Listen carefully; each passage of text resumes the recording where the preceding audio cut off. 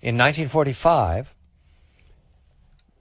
Harry Truman, who had been president now for 2 months, and his cabinet were awaiting the dropping of a new weapon against the Japanese Empire to end the Second War.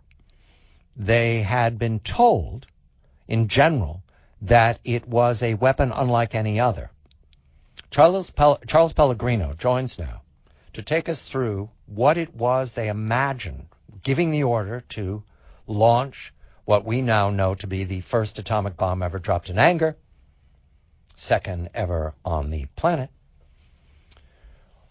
Beforehand, what the leadership understood they had in possession to use, and how they understood this would change the reluctance, the refusal of the military cabal in Japan to surrender, though Japan was cut off and surrounded and starving. Charlie is the author of To Hell and Back, Last Train from Hiroshima, about events that are fantastic except for they're real, about Hiroshima having a plant, a military industrial plant, that employed people who, because after the bomb was dropped, could no longer work in that plant, took a train to Nagasaki, where there was another industrial plant where they were going to work. So Charles' book focuses on Japanese citizens who survived 2 atomic attacks. Right now, we're just talking about the run-up to Hiroshima, where no one was sure what would result. Charles, a very good evening to you. We look forward to all these details in your book at great length, very particular details. You've talked to survivors, many survivors, and you're still discovering double survivors, single survivors. However, I want to look at what the leadership in the U.S. understood they were about to launch on Enola Gay. Did they have a clear understanding of what this bomb did and what it represented? Good evening to you, Charles. They had a very good idea from the July test of a plutonium bomb in New Mexico that it had turned some of the sand to glass, that it was a tremendous blast. It was like a second sun igniting over the ground. People like Paul Tibbets, who was the lead pilot on the Enola Gay, he was pretty sure that this bomb would end the war. They had all been practicing to drop this bomb for quite a long time, and he was one of the few on the mission who actually knew what they were carrying. And others, they weren't so sure that the bombs would end the war. And what the Japanese didn't know is that we had only 2 left after we had tested the one in the desert. And it was considered just another tool in the toolbox. We were actually ready to drop another experimental bomb that was loaded with bats that would fly into buildings and set the buildings on fire with little incendiary bombs tied to them. And that was also tested in the United States, and it worked very well. It burned down one of our own airfields. So a few people thought it might end the war. It had unpredictable effects. Even many of the scientists were not aware of how extensive the radiation effects would be. And one thing that the atomic bomb did was on August 9th, after the second atomic bomb was dropped, the Emperor of Japan was looking to surrender. And he had a meeting about surrendering, and that actually brought about a revolution within the palace. And one of the things the Emperor saw in the atomic bomb is that he could refer in surrendering to this terrible weapon, this inhuman weapon, and surrender and save face. But the military warlords, they rebelled against him. Not many people know that the emperor was basically imprisoned within his own palace. And it was the massive fire bombings of August 14th, days after Nagasaki and days after we were holding a moratorium, that finally brought about the end of the military coup and brought about the surrender of Japan.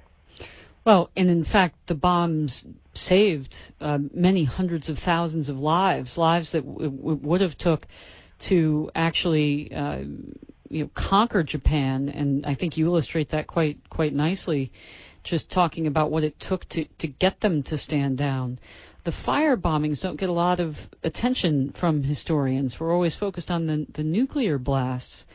Why were they so deadly? Was it their geographic extent? Was it the kind of bombs that were dropped? What was it? Well, the fire bombs were scattered over such a large area, and so many of the buildings were made of wood that they knew they could probably create firestorms, just like happened during the Great Kanto earthquake in the 1920s. It created firestorms and actual hurricanes and tornadoes of fire.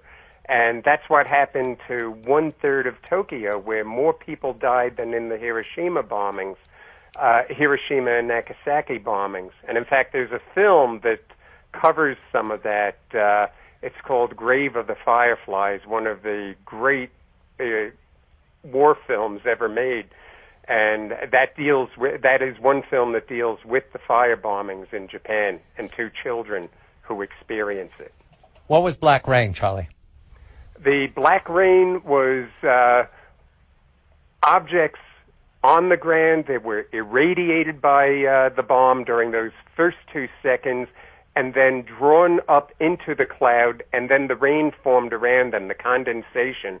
And a lot of that condensation was also vapor from the ground that was drawn up, where water, trees, leaves, animals, people were vaporized, and a lot of that vapor was drawn up into the cloud, and all of this came down as this black rain. And during those first 20 minutes, the black rain was highly, highly radioactive. You've talked to people who survived that black rain. What do they remember? Well, one who is still alive, his sister died very young, is Masahiro Sasaki. And in fact, some people may recall the story Sadako and the 1,000 Paper Cranes, and that was her brother. And he is one of the very few people I know who were exposed, who is not now fighting cancer and has not died from the cancer. Almost everyone else who was exposed to the black rain did develop cancer. Many of them died very young, including Sadako, who died at the age of 12 and became famous for folding these paper cranes. And the real story that not many people know is that more of her prayer for, what in America we call the pay it forward principle, went into each of those paper cranes as they got smaller and smaller, and finally to where she was folding them with sewing needles, and the last paper cranes she folded were smaller than gnats. You literally needed a large magnifying glass just to see them. How many of these survivors are left, Charlie? There are several thousand survivors that are left. No one's really sure of the number that are left, and we're trying to get the historical accounts down more and more. For example, we thought all of the double survivors were gone. During the last year, through Nakamura's group and the 2 museums, 8 more have been confirmed. And of them, none of them wanted to talk about it at first. And now 2 of them have come forth and said, yes, we need to tell our story. Remind the younger people of what a hibakushi is. Yeah, that is the term for those who were exposed to the bombs and to the radiation, and even some who went back into the radiation zones. And in fact, one of the families I wrote of, they survived Hiroshima, went to Nagasaki, and then Nagasaki was worse, so they went back to Hiroshima and did not know that they were going back home to and even another exposure to radiation. Charles Pelegrino, the author of To Hell and Back, The Last Train from Hiroshima. We'll speak of Nagasaki.